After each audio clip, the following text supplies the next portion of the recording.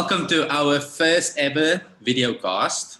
And we decided to do this videocast rather than send an email after we had our meeting with the parent representatives, and they highlighted some of the challenges that our families face with the continuous learning. So we have a couple of questions that came from that meeting, and then also just some points that we think we could highlight to parents to enable them to better support the children at home as well. So one of the first things, and not surprisingly, well, let me first introduce my panel. Not that they are any new faces to you, but I'm grateful for Miss Kate, Miss Ratna, Miss Natalie, and Miss Beth joining this conversation this morning. So, ladies, one of the first things that the parents do highlight, and you understandably, is the fact that now that we're a couple of weeks into continuous learning, the children seem to be losing interest because it's nothing that's novel anymore and nothing new. So what advice would you have to families who are struggling to keep students engaged and motivated? So it's not a surprise that children are struggling to stay motivated at home, because when they're in school, their friends naturally do that for them. They naturally learn from each other and sort of big each other up, and they're constantly sharing what they've done with each other. And so at home, obviously, that fact is lost. Hopefully having the new review sessions next week will help with that and give some encouragement, because it will give children a reason to share what they have created. But we know the power of positivity and the power of praise in school. So it would be really good if parents can try to remember that at home too. Trying to ignore negative behaviours and just being really, really positive and being quite specific with their praise. So if their child's done something really good one day linked to their learning, instead of just saying, oh, well done, they don't really know what you're saying well done for, so they're not likely to repeat that behaviour. But if you're specific about your praise and say, oh gosh, I'm so happy with how you did your maths learning today, you really tried to do the counting by yourself, I'm so proud of you for that, then they're likely to repeat that behaviour and try again the next day. And also the parents being enthusiastic themselves. So if they're enthusiastic, then the child's likely to be enthusiastic. So if the child wakes up in the morning and they're like, oh, Mum, I really don't want to do phonics today, the mum can, you know, even pretend to be enthusiastic about it. You might not be, but we have to pretend sometimes. And you might pretend you're excited about the sound they're going to learn that day. So, you know, I can't wait to get on Miss Kate's Zoom and find out what your new sound is. Maybe we can go on a hunt for it around the house after, and show that enthusiasm. And then hopefully that would rub off and encourage your children as well. It is worth saying, though, about children's attention span. There's so much research that says that children at a young age, that they're likely to only have the attention span between 5 and 15 minutes.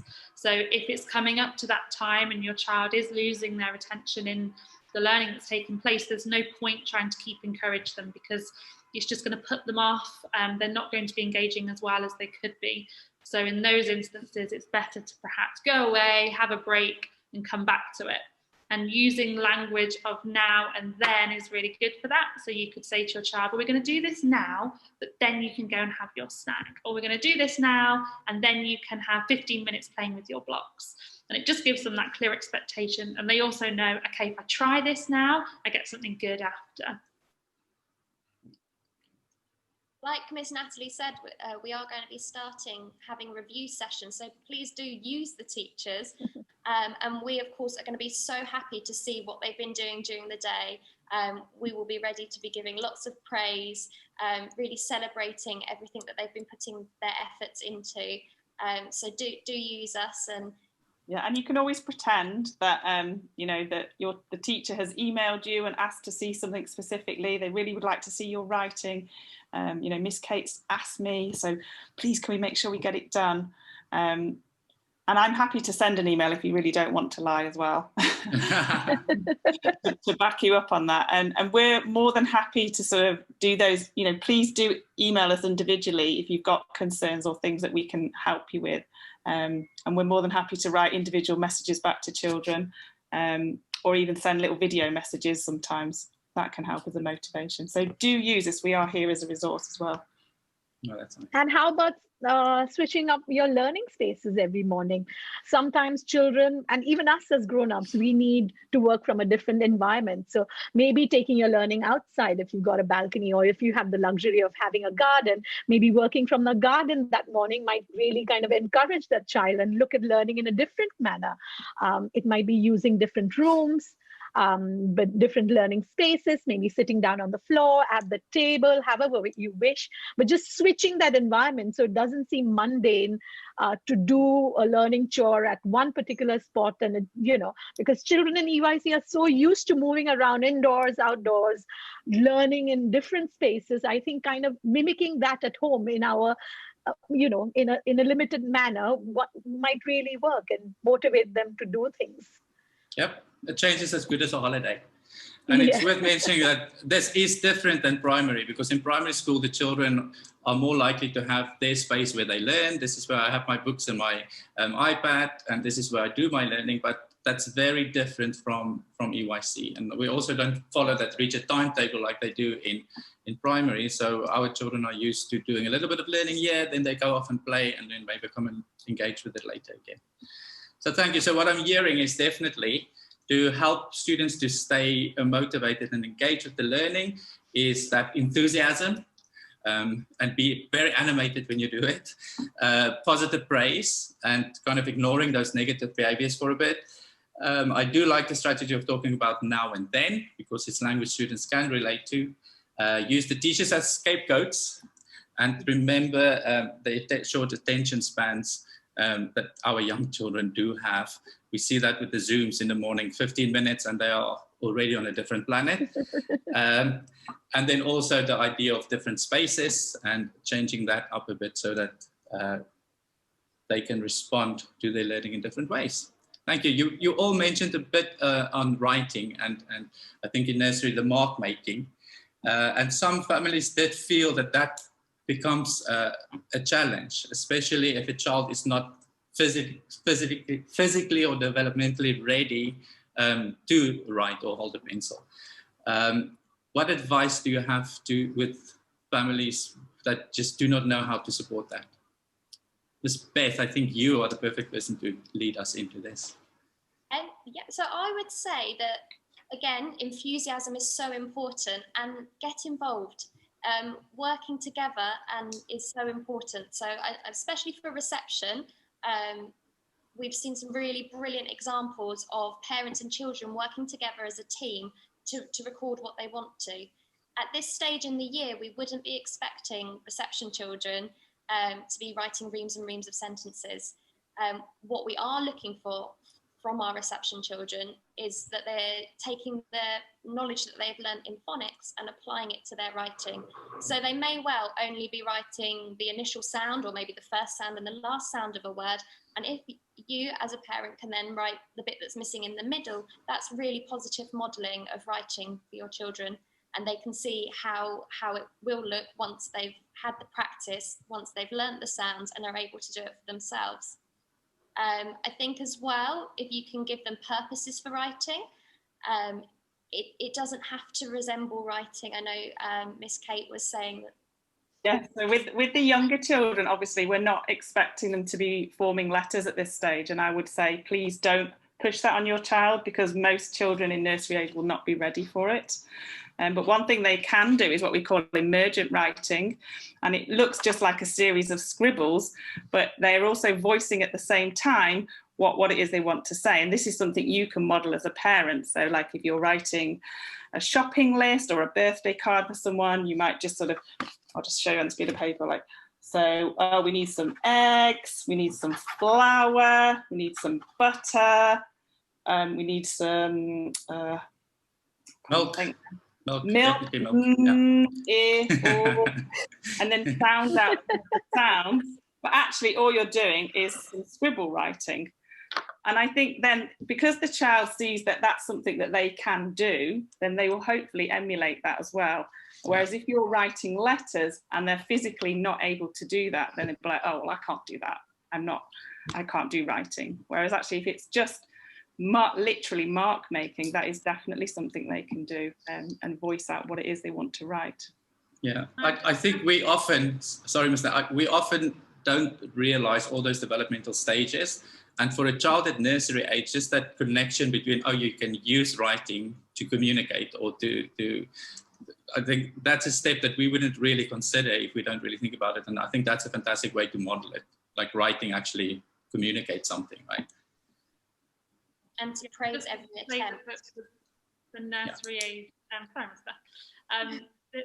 for their stage of the curriculum, it's more about giving the meaning to the mark. So it doesn't matter what it looks like. And that's the same with their drawings. It doesn't matter if they tell you that they've drawn a person and it looks nothing like a person. Don't panic. They will learn how to. But at that stage, it's more about the communication and giving that meaning to a mark. And when we're talking in nursery and we're talking about mark making, giving meaning to marks is very different, and it's separate to actually learning to hold a pencil. They're two different areas of the curriculum. It's two different areas of development. So there are lots of other ways that we get children ready for writing. You'll see lots of the fine motor activities to try and strengthen fingers, which is why we offer other ways to mark making in nursery, such as using finger in messy play and what have you. Yeah. And sometimes using very interesting stationery works as well. Funky pens, nice markers, piping bags, icing bags to mark make. All of that is encouraging. It's not a boring pencil or a pen that you hold in your hand and mark make, but just having different tools as well really encourages them to make marks and draw. Yeah. So, yeah. Even sometimes getting them to use their feet to draw, like put the pencil between your toes and have a go. Because it's just that fun of making a mark, and I think you can find some interesting ways to do it. They're more likely to have a go. And at the same time, they're practicing their gross motor skills by using their legs. So I think lying down on your tummy, writing on the bottom of the table, all of those, teaching them bad habits. And mixing it up as well, like doing some printing. So if they're going to do a picture of, say, a house, find a big rectangle, print and paint, and then they have a go at marking things over the top. So they're getting that multimedia experience as well. Finger paints are great, those kind of things. So Disco is a brilliant one for building up hand muscles, and it's available for free on YouTube. What is that called? Do Disco. Oh, Do Disco. Okay. Ms. Beth, you also mentioned earlier the phonics and how children should be using their phonics in their writing, and that's actually a very important step towards becoming a writer. So you would assume that some students will be using the right phonics to write a word, but it's the wrong spelling, because there are sounds that sound the same. Should parents be concerned about that, or should we just look over that and say, oh, it sounds right, just look over that for a bit? At this stage, we're not worrying about spelling. It might be that they've had an attempt at a word and there are several sounds missing, several letters missing from the word, and that's absolutely fine for this stage. We'd be very happy to see a word that has several letters missing that the children have clearly attempted independently, rather than perfectly written sentences that maybe the child's copied, which, yes, they're practicing their skill of letter writing, but it doesn't really tell much about their phonic ability. Right. Thank you. Okay. So what I'm hearing is get involved. That modeling with your child and to your child when you write is quite important. Getting the students to really use the phonics in their writing, especially in reception, and then that purposeful writing, give the writing a purpose. I think, Ms. Kate, you're one of the teachers that's very successful in this in your class. The children are labeling the stations. There's always like the postman has a post box and they need to label the post box. So they have got a purpose for that writing.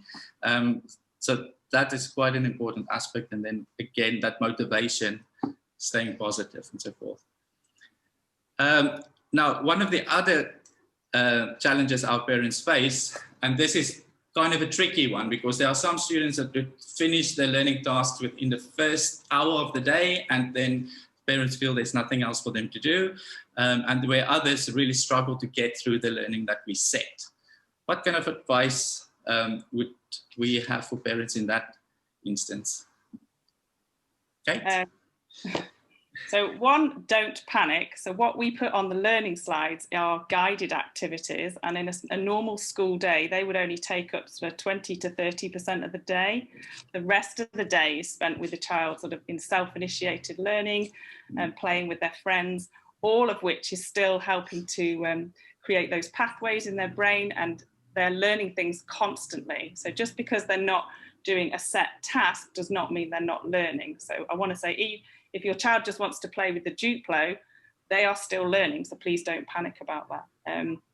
One thing I would say is do try and limit screen time though, because that has shown to have some sort of negative effects on behaviour. So, but obviously we do also understand you've got jobs to do, so sometimes having the screen is helpful. One thing that can be really helpful is to sort of give your child a space within your home. They can mark it out with pillows or towels or washing or whatever it is, and say this is your classroom, because in a school they would have sensory play, they'd have mark making activities, there would be art out, the Play-Doh, and obviously you cannot recreate all of that in your home, and we wouldn't expect you to, but you could say to your child, look, this area is your classroom, what would you like in it? You know, have a think. You're going to have a little area where you're going to write letters to your teddies. Are you going to have a construction area? What could you find in your bedroom that you've got that you could put in your little mini classroom, if you like? And each day they could put different things in there, and you can encourage them, you know, this comes in with the writing, to make little signs in there. So if they want the block area, they might have to write out block area, and they can bring their siblings into their little school, they can bring their teddies in, and it's almost like their own little continuous provision space. And that's definitely one thing I'd suggest, because what we really want the children to be doing is not more learning, sort of sitting at a desk learning activities, but actually playing and purposeful play. And that's where they're going to get the most out of it. Something else you can do is use Pinterest. There's so many activities on there that just give you those initial ideas. So type in the learning objectives that you see on the learning slide, and it will come up with a whole plethora of examples of things that you can do. Some of which are wacky and crazy, and you probably wouldn't want them in your home, but some of them are definitely manageable.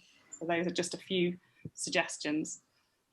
Sorry, I was just going to say that was a really good idea to have an area that they can use, because what's really powerful with children's play is that they don't tidy it up away every time. So if they start building with blocks or building with Lego, every time they have to tidy it away, they have to start again rather than build and develop on those ideas. So if it's left somewhere and they're able to then go back the next day and think, okay, how can I add to this and make it even better? That's going to extend their thinking. So that's a good idea. Yes. And after all of this is done, if they are over their classroom and over the learning, and if they still want to do something different, get them involved in your house chores. This is the perfect opportunity to kind of build on those life skills: folding laundry, putting the dishes away, setting the table, helping you cut the salad. These just might be really small things, but it gives them that ownership and gives them the joy of doing something like a grown-up. So I think getting them involved and building on this life skill, especially making the best out of the current situation, might work for you as well. I know sometimes parents might think, oh my God, this is just taking a bit longer, but just be patient with them and give them that time to do it and develop their life skills, maybe making their bed or, you know, doing little things, but giving them that responsibility might just take the attention of the learning and say, okay, get them busy and get them involved in other things as well. Yeah, and that's more than just the life skills. I think with the things you described, you talk about gross motor skills, you talk about fine motor skills, because for them to be folding socks or folding the laundry requires fine motor skills. And if I just think, one of my favorite parts of my day is when the nursery kids come and watch the window of the office, the EYC, right? And that's all about the gross motor skills. So yeah, use them. Yeah. Parents could do. I mean, it is using a screen again, but if parents aren't on hand, because you know we know that we have parents that work and they're trying to juggle everything. If you go onto YouTube and you can set an iPad or set a computer with settings, parental settings, so that YouTube can be used safely. It doesn't take them to lots of different other videos. You can set them up with the EYC YouTube channel, and there are so many great videos on there, and we're trying to add them every week. So there's just teachers reading stories, there's fun activities to join in with, so parents could just leave their child with going through some of those videos to engage in by themselves. Right. So quite a few things on the library. If you go onto the school portal and click into the library, there are numerous websites, some of which have subscriptions through the school, with lots of other activities your child can do. Absolutely. Beth? I was going to say, in school, the children have the choice of what they would like to do. So it's a perfect opportunity if they've finished the learning that we've suggested for the day, to ask them, okay, what would you like to do now? And give them that time to pursue their interests. I know in my class, I've got some children who are really passionate about clothing, and they're now looking into, okay, how can I make my own clothes? I've got somebody else who's really interested in butterflies. So he's using his free time to go out in the garden and investigate and see what he can find. So it's a great opportunity for exploring. Brilliant. And that links perfectly to that now and then, right? So if the then is already predetermined kind of by them, then it gives them even bigger motivation. Right? Thank you. Those are really good suggestions. So to summarize, if the time runs out or you feel you can't fit things in, number one, don't panic. That's really good advice, because parents do panic and think, oh, my child's not learning, and that's really not the case. Children do learn independently from the learning tasks. Limit the screen time, but do also make use of those online resources when necessary. So some things that were mentioned, Pinterest with really good ideas, using the EYC YouTube channel. The positive of that is they see teachers' faces, right? It's not just a link to anything, it's all done by our teachers. And then just make sure of those parental settings on YouTube, and then use the online resources like the library and so forth. Right, thank you. All really good examples of things that our families can do. Now, there's some families are asking, wouldn't it be better if there was more live interactions with our teachers than what we have presently? So at the moment we have our greetings in the mornings, and that can be BSHE, Mandarin, or with the class teacher. And then from next week on, we're also introducing the review sessions in the afternoons. What would be your response to parents who think we should maybe have 2 or 3 hours a day, like some schools apparently do have? So this goes back to what I mentioned before about children's attention span. And once their attention span is gone, it's really hard to engage them back. It's hard then to encourage them. They're not going to be engaging as well as they could. And so they're not going to be learning as well as they could. So we have gone with what we know about children of early years age, and we've tried to make shorter Zoom sessions. And more of the learning is about exploration, for children building on their learning, not doing it in front of a computer, but if they want to be doing the learning in their bedroom or doing the learning outside, as Miss Ratner said, we're trying to replicate the approach as much as we can that we teach in school. And in school, your children are not sat at desks working. That's not the early years approach that we take at EYC. It's all about hands-on experiences, developing that language, trying to play with others, which is why it's great if there are siblings at home or parents or helpers that can engage with the children, as well as also trying to make them independent. So rather than us sitting here telling them everything to do, we want to set them off on a learning task where they have to go and use their own ideas and their imagination and find their own resources. Miss Kate, I think you had a good idea. Wow. So it was just to say really that children shouldn't be sitting for that long, especially at the ages of the children that we teach. I think, I can't remember the exact figures, but the recommended guidelines are around 2 to 3 hours of active play in a day. So obviously if we keep stopping that day to put them in front of a screen, we are limiting the amount of opportunities they get for that active play, which is really important for their health and for their well-being. Definitely need to spend more time outside if that's possible. I mean, obviously bearing in mind the CMCO rules, but there are definitely, it's not like the lockdown before, and there are opportunities where you can take your child out and get that exercise, that chance to run, to jump and to just move. And that will all actually really help their learning in ways that you wouldn't perhaps imagine, but those are all forming those connections in their brain, which later will help and when they come to do writing and stuff that's more appropriate at that age. So really, we just don't feel it's developmentally appropriate to put a child in front of a screen for that much time. The other thing, and I know Atine and I have been in much discussion about this, is we have to really take into account every child's home situation. And some children, they don't have helpers at home or parents that don't work. And if we're asking children to be on Zooms for a large portion of the day or for a substantial amount of time, that takes that time from that parent as well, because of the children so young, they have to have a parent there for safeguarding purposes and to help them with the logistics of muting, unmuting, what have you. So we try and make that balance as well, so that it's not too much pressure on parents that don't have that extra support. Yeah, it also takes away the flexibility of the day. So one advantage of home learning, I know there's not many, but is that you can pick and choose when you want to do the learning. So apart from like the Zooms with your class teacher, the rest of the time you can pick a time that suits you as a family and that suits your work patterns. Whereas if it was a set Zoom time, obviously that's going to interrupt and have to fit around everything else. So it does give you more flexibility in some ways.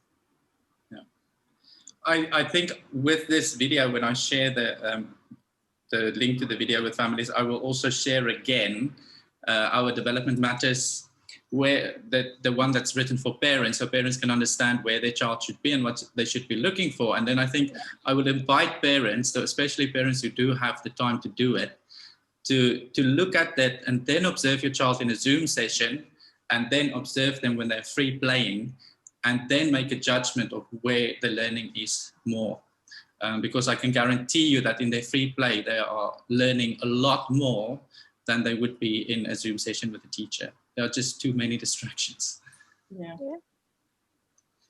All right, thank you. I think that we gave parents a lot to think about. And I think we shouldn't not acknowledge the fact that this is taking a lot of time and effort from the parents' end. And we do appreciate that. It's not as if we just simply say, there you go, we've planned it, go and teach it. The teachers take hours to really think about the appropriate activities that will support families to best support the children at home in their learning. So it's not as if we 100% just pass it over and rely on teachers, on the parents to deliver all the learning. But what I can say, and I think next week we will share more information about this, is that we do rely on parents to share, because we are not the eyes in the room anymore to be able to observe that learning so that we can assess where the children are and track and monitor the progress. And that is a very important aspect of what we do to inform our planning, to arrange interventions and know where children are in their learning. So that one minimum required ILD is really important to upload every week and share that with teachers so that they have something to observe. And then from next week on, I think we'll share more information of which of those activities parents should really leave to the children to do independently, so that we can observe what a child can do without any intervention and support, because it's difficult for teachers on this end to really assess children appropriately if we are not sure where they got support and where not. So we will share a bit more information about that next week.